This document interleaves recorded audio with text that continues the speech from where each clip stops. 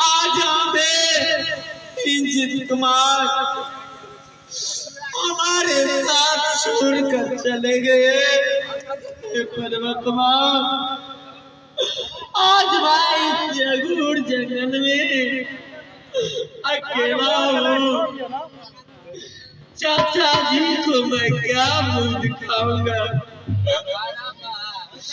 ठीक है, मैं इस समय इंजित कुमार को इसलिए घोर जंगल में अग्नि संस्कार करता हूँ। हे भगवान, हमारे भाई यह संस्कार छोड़कर चले गए तो भाई को फर्ज होता है कि एक बस एक लकड़ी चढ़ाए। तो ठीक है, मैं इस राज में पीठ दुख मांग कर अपने भाई को अग्नि संस्कार करूंगा।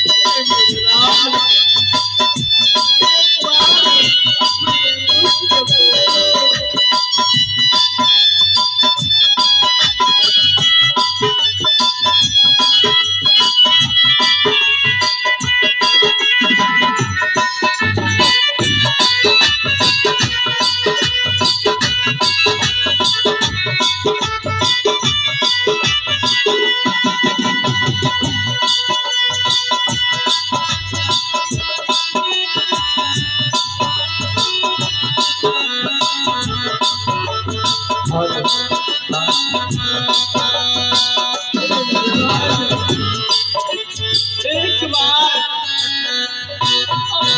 से बोलो कि मैं इस संसार छोड़कर चला गया।